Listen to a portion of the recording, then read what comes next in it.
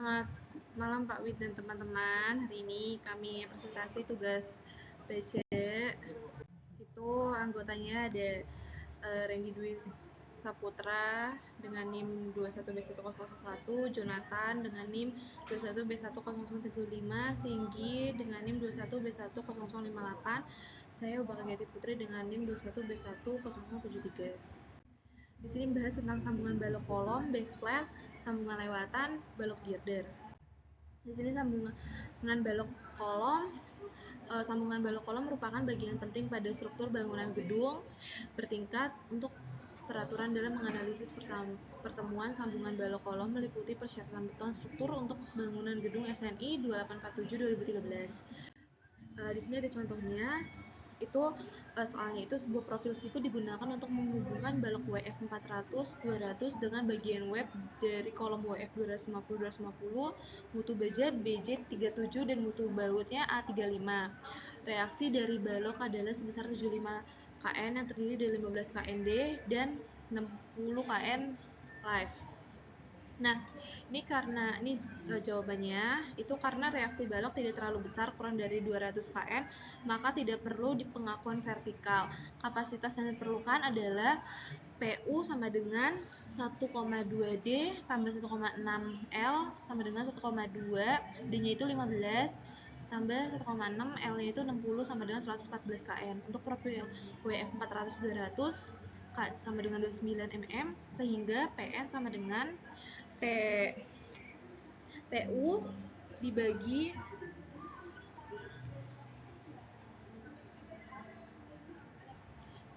V sama dengan FY kali TW N tambah 2,5K, dengan V sama dengan 1, FYM 240 MPa dan TW-nya 8 mm.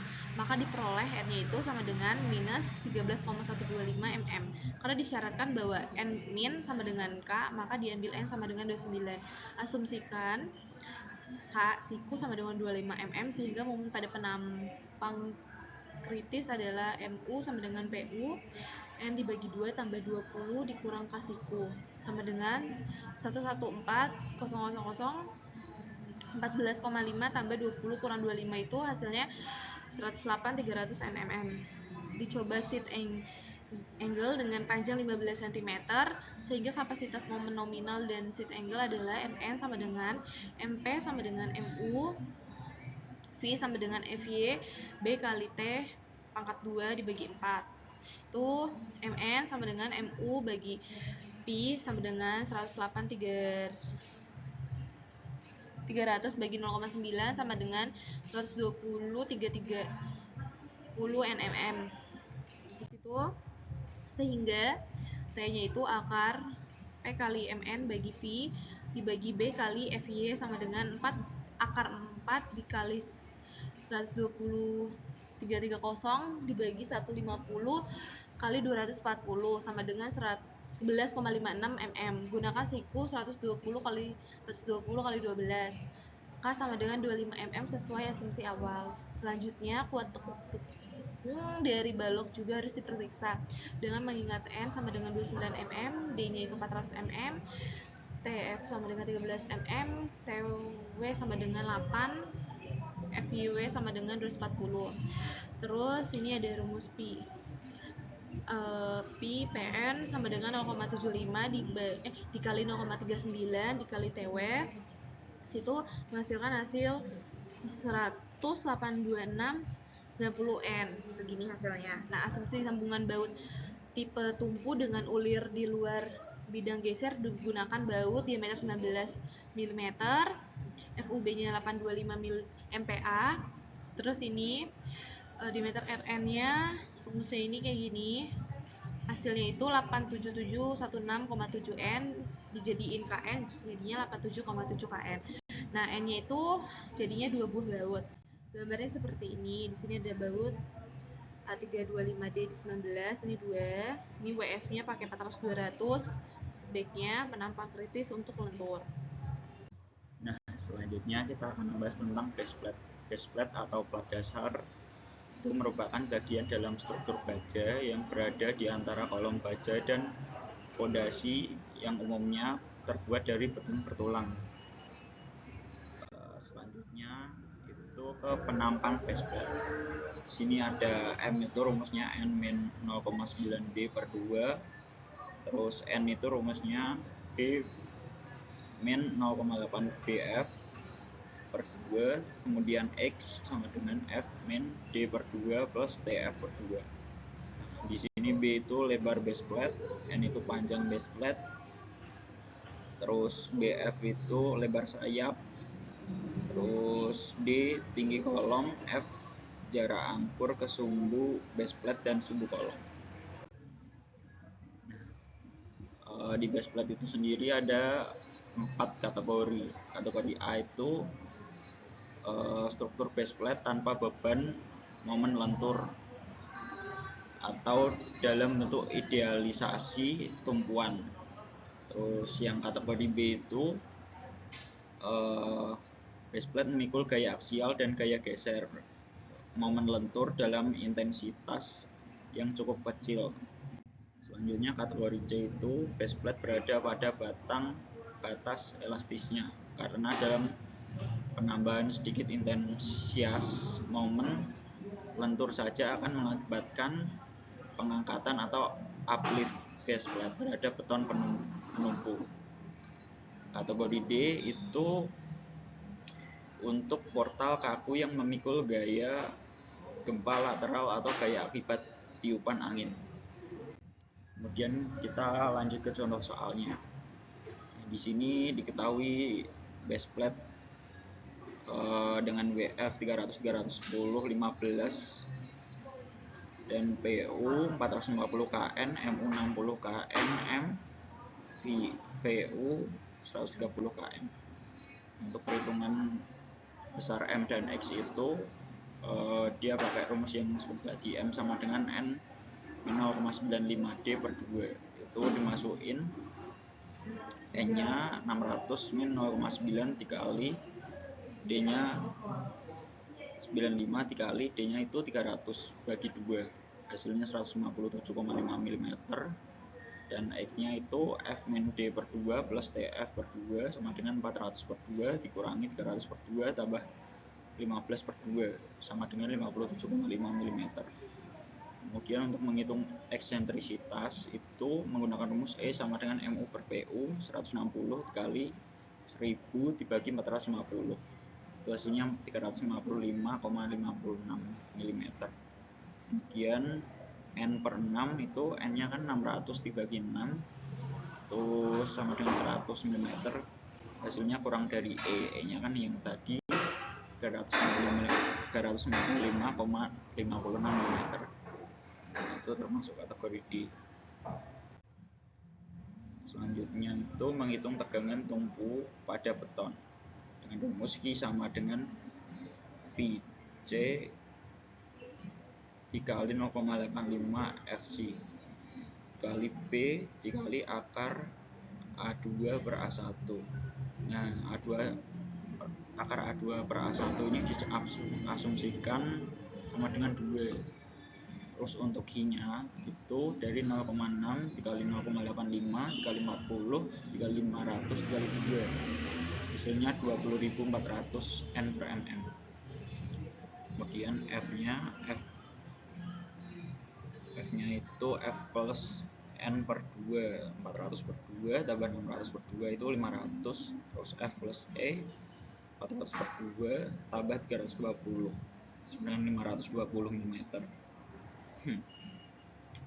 Kemudian untuk menghitung Y itu pakainya F plus N per 2 plus minus akar minus F plus N per 2 pangkat 2 dikurangi 2 PU F plus E dibagi Q sama dengan 25,14 mm.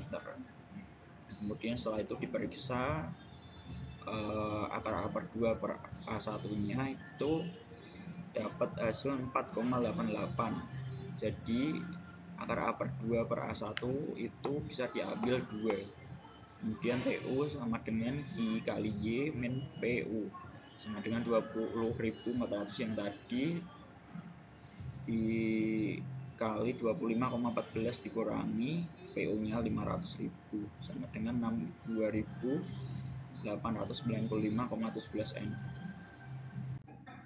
Kemudian pemeriksaan angkur terhadap gaya geser dan tarik digunakan 4 buah angkur yang memiliki diameter 19 mm. VUB itu rumusnya VU per N itu 130 dikali 1000 bagi 4 hasilnya 32.500 N. Terus V dikali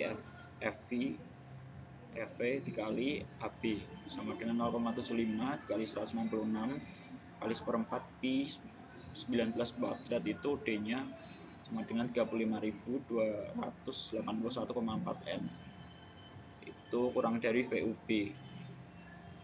F1 nya 407 dikurangi 1,9 FV sama dengan 407 dikurangi 1,9 FV nya itu 32.500 dibagi seperempat Pi kali 19 kuadrat hasilnya 189,1 MPa, itu kurang dari 310 MPa.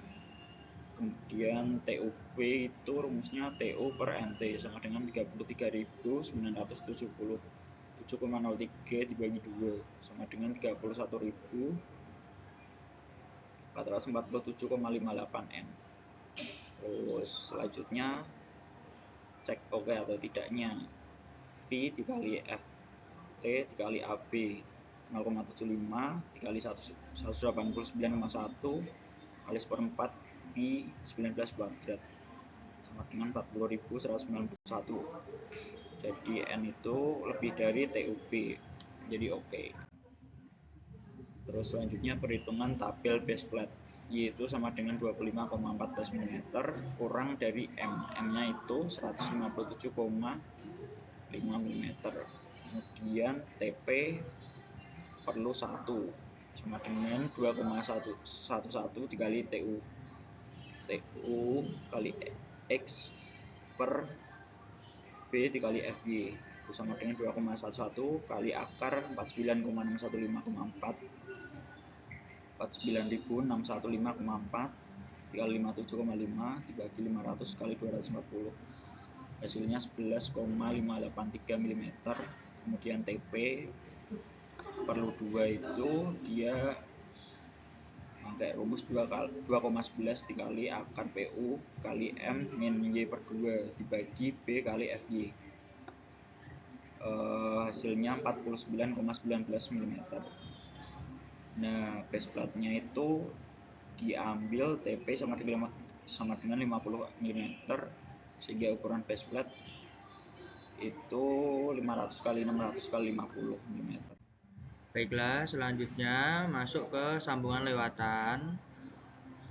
Sambungan lewatan merupakan pernyataan suatu elemen struktur baja yang dirakit di lapangan. Sambungan lewatan terdiri dari plat penyambung flange dan plat penyambung badan. Alat sambung yang sering digunakan adalah alat sambung baut. Jadi di sini tuh ada plat sambungnya. Sini ada baut, terus ini ada plat sambung. Nah, kita mencari ada ini berapa. Selanjutnya ini ada contoh soal, yaitu desainlah suatu sambungan lewatan untuk profil bajanya WF 400-200-813 dari baja mutu BJ37. Sambungan direncanakan sebagai tipe sambungan squat profil. Alat sambung yang digunakan memakai baut A325 tanpa ulir dalam bidang geser. Selanjutnya diasumsikan 90% momen lentur yang bekerja dipikul oleh plat sambung sayap dan sisanya 10% itu dipikul oleh plat sambung badan. Sedangkan gaya geser sepenuhnya dipikul oleh plat sambung badan. Oke, untuk data profilnya yaitu ini yang di kiri memakai WF 400-200-813. Selanjutnya, sambungan direncanakan sebagai sambungan squat profil, maka kuat lentur dan kuat geser rencana dari profil harus dihitung sebagai berikut. Jadi VB momen nominalnya itu 0,9 dikali ZX kali FY itu didapatkan hasil 277.776.000 Newton mm. Untuk VC VN nya itu didapatkan hasil 35 585,6 Newton. Selanjutnya plat sambung flange. Momen lentur yang harus dipikul oleh plat sambung flange adalah sebesar 90% VB momen nominal. 90% VB momen nominal yaitu 90% dikali 277.776.000 didapatkan hasil 249.998.400 Newton mm. Plat sambung flange yang berada pada sisi tarik balok selanjutnya didesain sesuai kaidah batang tarik, sedangkan plat sambung pada sisi tekan balok dapat dianggap tipikal dengan plat sambung flange di sisi tarik. Sebagai estimasi awal, tebal plat sambung flange dapat diambil kurang lebih setebal flange. Dalam contoh ini diasumsikan tebal plat sambung flange-nya adalah 20 mm. Maka FF-nya memakai rumus ini didapatkan hasil 595.234,28 Newton. Terus untuk yang geser itu VRN-nya itu didapatkan hasil 62172. Untuk tumpunya tidak menggunakan rumus VRN sama dengan ini didapatkan hasil 106,560 Newton. Sehingga tahanan satu bautnya itu 62,172 Newton. Maka flange-nya adalah 595.238,28 dari hasil yang tadi dibagi 62,172 itu dari tahanan satu bautnya, maka didapat 9,57 buah baut. Maka dibulatkan menjadi 10 baut. Nah, dipasang 10 baut, diaturnya dalam 2 baris itu 5 buah. Jadi satu baris 5, satu barisnya 5. Jadi 2 baris itu masing-masing 5 buah pada sisi plat sambung flange. Terus diasumsikan lebar plat sambung flange adalah selebar flange balok yaitu 200 mm.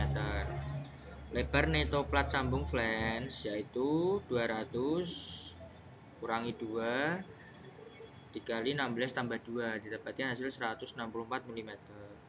Periksa terhadap kondisi leleh menggunakan rumus ini didapatkan hasil 16,8 mm. Periksa terhadap kondisi fraktur menggunakan rumus ini dapatkan hasil 13,08 mm.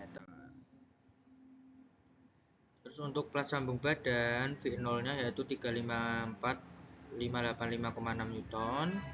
Terus momen lentur yang harus dipikul plat sambung badan yaitu 10% VB momen nominal yaitu 27.777.600 Newton mm. Asumsikan baut pada plat sambung badan terdiri dari 6 buah baut yang diatur dalam 3 baris masing-masing 2 buah baut. Jarak antara baut adalah arah vertikal yaitu 50 mm. Maka eksentrisitas ekuivalennya menggunakan rumus ini didapatkan hasil 78,34. Selanjutnya perhitungan dilakukan dengan mencoba-coba nilai RO, yaitu nilai RO itu dilihat dari tabel 13,1 di halaman 346 menunjukkan hasil perhitungan yaitu RO-nya 27,08. Itu proses perhitungan dapat dipelajari kembali pada ulasan subbab 6.3. Jadi RO-nya itu 2708 mm, RNI-nya 16,59 ton, eksentrisitas ekuivalennya 78,34, F0-nya 35,46. Selanjutnya ini hasilnya. Tadi eksentrisitas ekuivalennya ini, FO-nya ini. Terus ini adalah tabel rekapnya, yaitu untuk baut 1 X1-nya 52 sekian, Y1-nya 50 dan seterusnya. Terus mencari RN1-nya ini yaitu 16,59 ton. Dari hasil tersebut maka hasil yang menggunakan rumus ini dan ini tuh harus sama. Ini kebetulan sama 45,15 ton, berarti memenuhi syarat. Selanjutnya RO-nya sudah benar karena tadi yang hasilnya sama, maka RO sudah benar. Selanjutnya didapatkan bahwa rumus ini itu lebih besar dari F0 yaitu 35,46 ton. Artinya konfigurasi baut tersebut sudah mencukupi untuk memikul gaya geser yang bekerja. Tinggi plat sambung badannya 160 mm, lebar plat sambung badannya 230 mm. Momen lentur pada penampang kritis yaitu pada garis bautnya VC dikali Vn terus eksentrisitas ekivalen dikurangi 50 dibagi 2, dapatkan 18 9 13 595,9 Newton mm. Untuk Z perlunya yaitu Mu dibagi Vfy yaitu didapatkan 87 562,94 mm kubik. Untuk Z-nya itu menggunakan rumus ini tuh harus lebih besar dari 87,562,94. Untuk T-nya lebih besar sama dengan 6,84 mm. Setelah itu dipasang dua plat sambung badan dengan ketebalan masing-masing 12 mm. Periksa terhadap geser dahulu. Untuk periksanya itu geser dikurangi leleh. Itu dapatkan 497,664 Newton. Untuk geser dikurangi fraktur itu hasilnya 423,576 Newton, itu harus lebih besar 354,5856. Kalau sudah lebih besar artinya itu oke. Sehingga untuk plat sambung badan digunakan dua buah plat berukuran 160 x 230 x 12 mm.